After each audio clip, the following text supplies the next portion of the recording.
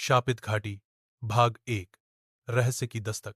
भारत के उत्तर में स्थित एक घना और रहस्यमयी जंगल है कालसार वन, जिसकी गहराई में छिपी है 1000 वर्षों से शापित घाटी, नरक घाटी। स्थानीय लोग इस घाटी का नाम भी लेने से डरते हैं। मान्यता है कि यहां 1000 साल पहले एक पिशाच राजा को श्राप मिला था, जिसने अपने राज्य की आत्माओं को कैद कर लिया था। वर्ष 2025 एक युवा इतिहासकार अर्जुन रावत को पुरानी किताबों में नरक घाटी का उल्लेख मिला। उसने फैसला किया कि वह इस रहस्य से पर्दा उठाएगा। अर्जुन बचपन से ही डर और रहस्य में रुचि रखता था।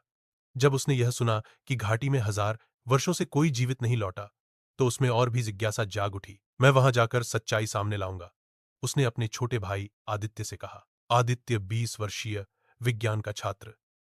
भैया, लोग यूं ही उस जगह को शापित नहीं मानते, मत जाओ। पर अर्जुन ने किसी की न सुनी। वह अपने कैमरे, नोटबुक और पूजा सामग्री लेकर कालसार वन की ओर निकल पड़ा। नरक घाटी की पहली झलक। घाटी की सीमाओं पर कदम रखते ही अर्जुन को एक भारीपन महसूस हुआ। हवा स्थिर थी, पेड़ सूखे थे और पक्षियों की आवाजें अचानक गायब हो गईं। एक टूटा हुआ पत्थर दिखाई दिया, जिस पर प्राचीन लिपि में लिखा था, जो आया वो गया, जो गया वो लौटा नहीं, शाप जो जागे रक्त ही भागे। अर्जुन ने तस्वीर ली और आगे बढ़ा। रात होने लगी। उसने एक पुराना मंदिर देखा, जो अब खंडहर बन चुका था। अंदर एक पुरानी प्रतिमा थी, विकृत, डरावनी और अजीब सी। अर्जुन जैसे ही उसके पास गया, एक भयानक चीख जंगल में गूंजी, हाँ, एक और आत्मा आई है। अर्जुन कांप गया। अचानक ठंडी हवा चली और मंदिर के द्वार अपने आप बंद हो गए। अर्जुन ने भागने की कोशिश की, लेकिन दरवाजा बंद हो चुका था। तब उसे एक बूढ़ी आत्मा दिखाई दी।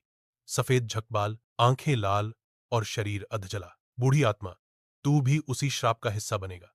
अर्जुन ने हिम्मत से पूछा, तुम कौन हो? मैं कभी इस घाटी की रानी थी। राजा रुद्र ने हमें मृत्यु के बाद भी कैद रखा। अब केवल एक ही रास्ता है, कोई बाहर वाला आकर इस शाप को तोड़े। पर अर्जुन कुछ समझ पाता उससे पहले काली छाया ने उस पर हमला किया। उसकी चीखों से घाटी एक बार फिर गूंज उठी और फिर सब शांत हो गया। कुछ हफ्तों बाद आदित्य रोज रोज अर्जुन के सपने देखने लगा।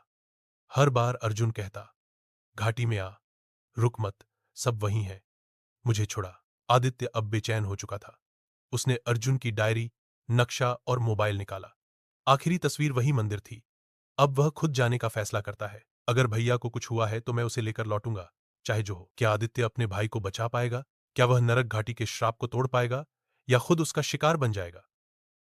शापित घाटी भाग 2 श्राप के द्वार स्थान। कालसार वन के समीप समय सुबह 6000 बजे। आदित्य ने अर्जुन की डायरी को ध्यान से पढ़ा। हर पन्ने में घाटी के भयावह संकेत थे। ध्वनि नहीं है, हवा में लाशों की गंध है। मंदिर की मूर्ति कुछ कहना चाहती है, लेकिन आखिरी पन्ने में केवल 3 शब्द थे, वो आ रहा है। आदित्य कांप उठा, लेकिन रुकने का नाम नहीं लिया। अपने साथ उसने टॉर्च, कैमरा, भगवत गीता, कपूर, त्रिशूल और नींबू मिर्च ले रखे थे। उसकी योजना थी, अर्जुन को ढूंढो, शाप का रहस्य समझो और फिर कुछ ऐसा करो जिससे घाटी की आत्माएं मुक्त हों। घाटी में पहला कदम। जैसे ही आदित्य ने घाटी की सीमा पार की, उसके फोन की बैटरी एकाएक खत्म हो गई। हवा का रंग बदल गया, काली, भारी और ठंडी। वही पत्थर, वही चेतावनी, जो गया वो लौटा नहीं। आदित्य ने डर को मन में दबाया और आगे बढ़ा। कुछ ही कदमों बाद उसे कुछ टूटी हुई वस्तुएं दिखाई दी, कैमरा, जूते और अर्जुन की लाल जैकेट।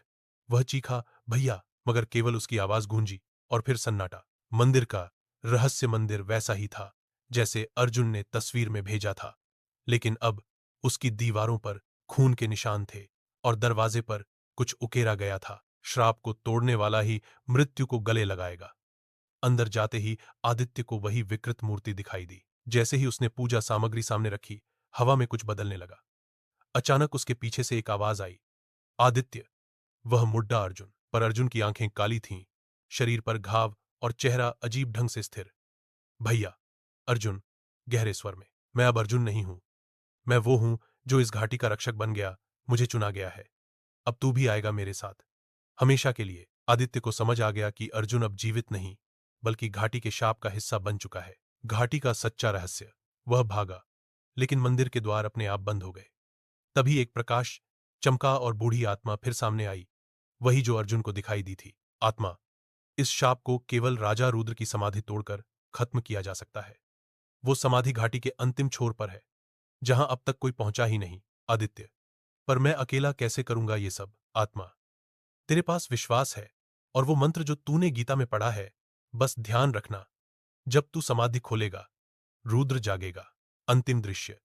अगला पड़ाव। आदित्य मंदिर से बाहर निकलता है, लेकिन घाटी अब बदल चुकी है। अंधेरा और भी घना है, और पेड़ अब इंसानी आकृतियों जैसे दिखते हैं। हवा में हर आत्मा की चीख गूंजती है। आदित्य ने प्रतिज्ञा ली, भैया को वापस लाऊंगा, चाहे खुद मिट क्यों न जाऊं। कैमरे में आखिरी बार उसकी तस्वीर कैद होती है, और फिर वह अंधेरे में खो जाता है। क्या आदित्य राजा रुद्र की समाधि तक पहुंच पाएगा? क्या अर्जुन को श्राप से मुक्ति मिलेगी, या आदित्य भी नरक घाटी में समा जाएगा? शापित घाटी, भाग 3। रुद्र की समाधि। स्थान, नरक घाटी की भीतरी गहराई। समय, रात 12,007। घाटी अब और भी भयावह हो चुकी थी। पेड़ इंसानी चेहरों जैसे लगने लगे थे। कुछ रोते, कुछ चीखते, और कुछ सीधे आदित्य को घूरते। आसमान काला था, लेकिन बादलों के पीछे से हल्की नीली रोशनी किसी छुपे रहस्य का संकेत दे रही थी। आदित्य अब मंदिर से लगभग 3 किलोमीटर अंदर था। आत्मा ने कहा था, जब तू दर्द की चीखें सुनने लगे और हवा में राख उड़ने लगे, समझना समाधि करीब है। भटकती आत्माएं और पिशाच रक्षक जैसे। जैसे वह आगे बढ़ता गया, एक सफेद झील दिखाई दी, पर उसमें पानी नहीं, बल्कि राख और हड्डियां तैर रही थीं। झील के किनारे 3 छाया प्राणी खड़े थे, काले, बिना चेहरों के, मगर आंखें जल रही थीं। एक छाया, तू कौन है जो समाधि तक जाना चाहता है? आदित्य डर के बावजूद ठोस स्वर में, मैं अपने भाई को वापस लाने आया हूं, और इस घाटी को मुक्त करने। दूसरी छाया, गहराई से, फिर तैयार हो जा, क्योंकि समाधि की रक्षा करते हैं रुद्र पिशाच। अचानक झील से एक अजीब आकृति निकली, लंबा, काले लिबास में, 2 पैरों पर झूलता हुआ, शरीर पर जंजीरें और पीठ पर हड्डियों की माला। यह था रुद्र पिशाच, राजा रुद्र का पहला रक्षक। पहला युद्ध। आदित्य ने गीता की कुछ आयतें पढ़नी शुरू की। असतो मां सद्गमय, तमसो मां ज्योतिर्गमय, पथ आथतो बथ अथ। रुद्र पिशाच की चीख से पहाड़ हिलने लगे, लेकिन मंत्र की शक्ति ने उसे पीछे धकेला। वह दौड़ा। आदित्य ने त्रिशूल निकाला और एक नींबू मिर्च को उसमें चढ़ाकर झील की राख में घुमाकर पिशाच पर फेंका। अग्नि की शपथ, जा, लौट जा अपने शाप में। एक तेज धमाका हुआ, और रुद्र पिशाच राख में बदल गया। छायाएं मुस्कुराईं। तू योग्य है, आगे बढ़। समाधि के द्वार। अब आदित्य एक गुफा के सामने खड़ा था, जिसके ऊपर लिखा था, यहां रुद्र सो रहा है, उसे जगाओगे तो मृत्यु साथ लानी होगी। गुफा के अंदर घुसते ही हवा में गर्मी बढ़ गई। दीवारों पर असंख्य आत्माएं चिपकी थीं, कुछ राजाओं की, कुछ रानियों की, और कुछ आम ग्रामीणों की। अंदर, बीच में एक चक्रव्यूह के केंद्र में एक काले पत्थर की समाधि थी। उस पर एक मुकुट और तलवार रखी हुई थी। जैसे ही आदित्य आगे बढ़ा, अर्जुन की आत्मा फिर सामने आई, पर अब वह उतनी क्रूर नहीं दिख रही थी। अर्जुन धीमी आवाज में, मैं अंदर फंस चुका हूं। अगर तू शाप तोड़ता है तो मैं मुक्त हो जाऊंगा, लेकिन तू शायद न बचे। आदित्य, मुझे फर्क नहीं पड़ता भैया। अगर मेरी मौत से आप सबको मुक्ति मिलती है तो मैं तैयार हूं। समाधि का जागरण। आदित्य ने गीता सामने रखी, कपूर जलाया और अंतिम मंत्र बोला, शिवाय नमः। जो अंधकार में है उन्हें प्रकाश दो। समाधि हिली और फिर फट पड़ी। अंदर से निकला राजा रुद्र, बड़ा, राक्षसी चेहरा, तलवार चमकती हुई, आंखें लाल और चेहरा विकृत। रुद्र गर्जा, 1000 साल से कोई मेरे पास नहीं आया, अब तू आया है मृत्यु लेकर। आदित्य ने त्रिशूल को गीता में डुबोकर कहा, तेरा समय खत्म हुआ रुद्र, अब तेरा अंत है। अर्जुन की आत्मा, अन्य आत्माएं और पूरी घाटी गूंज उठी। सभी शक्ति आदित्य को दे रहे थे। रुद्र और आदित्य का संघर्ष शुरू हुआ, पर तभी सब कुछ कालेपन में डूब गया, और एक गूंजती हुई आवाज आई, अब भाग्य तय करेगा, कौन बचेगा। क्या आदित्य राजा रुद्र को हरा पाएगा? क्या अर्जुन की आत्मा मुक्त होगी, या फिर नरक घाटी एक और बलिदान मांग रही है? शापित घाटी, भाग 4, अंतिम बलिदान। अंतिम भाग। स्थान, नरक घाटी, रुद्र की समाधि। समय, रात्रि 3:33 एम। पूरा वातावरण कांप रहा था। पेड़ों की शाखाएं हवा में चिल्ला रही थीं। आसमान में बिजली मगर बादल नहीं। जमीन फट रही थी। नरक घाटी का हर कोना अब जाग गया था। रुद्र, 1000 वर्षों से बंद आत्मा, अब पूरी शक्ति में था। रुद्र, अर्जुन को मैंने चुना था, लेकिन उसने मेरी शक्ति ठुकरा दी। अब तू आएगा। आदित्य, मेरे उत्तराधिकारी बन। आदित्य त्रिशूल उठाकर, मैं तेरा उत्तराधिकारी नहीं, तेरा अंत बनकर आया हूं। रुद्र गरजा। उसकी तलवार आग की लपटें छोड़ रही थी। वो आदित्य की ओर झपटा। धड़ाम, त्रिशूल और तलवार टकराई। हर टकराहट पर घाटी में आत्माएं चिल्लाने लगीं। अर्जुन की आत्मा एक कोने से देख रही थी। धीरे धीरे कुछ यादें लौट रही थीं। अर्जुन की अंतर युद्ध। अर्जुन की आत्मा अब दो हिस्सों में बंटी हुई थी। एक हिस्सा रुद्र की अंधेरी शक्ति से जुड़ा, दूसरा हिस्सा अपने भाई की आवाजों से। आदित्य चीखकर, भैया, मुझे छोड़कर मत जाओ। आपने ही तो कहा था, डर से लड़ो। अर्जुन की आत्मा कांपी। वो अपनी आंखें बंद करता है और बचपन के दृश्य दिखते हैं। अर्जुन और आदित्य गांव के कुएं के पास बैठकर भूतों की कहानियां सुना करते थे। अर्जुन कहता था, मैं हमेशा तुझे बचाऊंगा। अब अर्जुन की आंखें खुली, लाल नहीं, साफ। उसने खुद को जंजीरों से अलग किया और रुद्र की पीठ पर झपट पड़ा। अर्जुन चीखता है, आदित्य, अभी वार कर। अंतिम यज्ञ। आदित्य ने गीता निकाली और गीता की आयत पढ़ते हुए त्रिशूल को ऊपर उठाया। श्री भगवानुवाच, कालोस्मि लोकक्षयकृत प्रवृद्धो, मैं हूं काल, संसार का नाश करने वाला। त्रिशूल पर गीता का प्रकाश चमका। अर्जुन ने रुद्र को पकड़ा हुआ था। रुद्र चिल्लाया, यह असंभव है, तू मेरी आत्मा को जला नहीं सकता। पर आदित्य ने त्रिशूल रुद्र के हृदय में उतार दिया। एक तेज विस्फोट हुआ।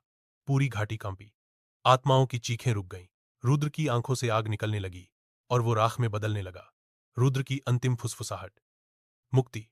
यह शब्द 1000 वर्षों से भूला था। अर्जुन का मोक्ष रुद्र के खत्म होते ही हजारों आत्माएं स्वर्ण प्रकाश में बदलने लगीं। मंदिर, झील, पहाड़ सब धीरे धीरे पुनः प्राकृतिक रूप लेने लगे। अर्जुन की आत्मा अब शांत थी। उसने आदित्य की तरफ देखा, मुस्कराया। अर्जुन, तूने वो किया जो मैं नहीं कर सका। अब मुझे जाने दे। भाई, मां को कहना, मैं मुक्त हुआ। आदित्य रोते हुए, भैया, मत जाओ। अर्जुन, अब तू मेरा हिस्सा है। जब कभी डर लगे, मैं तेरे भीतर ही रहूंगा। और अर्जुन की आत्मा एक किरण बनकर आकाश में विलीन हो गई। घाटी की पुनः चेतना अब नरक घाटी, जो 1000 वर्षों से शापित थी, फिर से हरियाली से भर गई। पक्षी लौट आए। पेड़ फिर से सांस लेने लगे। कालसार वन अब कालसार नहीं, प्रकाशवन कहलाया। गांव वालों ने फिर से घाटी की ओर देखना शुरू किया। लोग वहां पूजा करने लगे। 6 महीने बाद अंतिम दृश्य। स्थान, एक छोटा गांव, उत्तर भारत। आदित्य अब एक शिक्षक बन चुका है। वो गांव के बच्चों को एक कहानी सुनाता है। बहुत समय पहले एक घाटी थी जो शापित थी, लेकिन एक भाई ने अपने दूसरे भाई को बचाने के लिए खुद को दांव पर लगा दिया। एक बच्चा पूछता है, सर, क्या वो भाई बच गया? आदित्य मुस्कुराकर कहता है, हां, पर वो अब सिर्फ कहानियों में है और हमारे दिलों में। कैमरा धीरे धीरे ऊपर उठता है। आकाश में एक चमकती किरण दिखती है, जैसे अर्जुन अब भी कहीं आसपास है। एंड।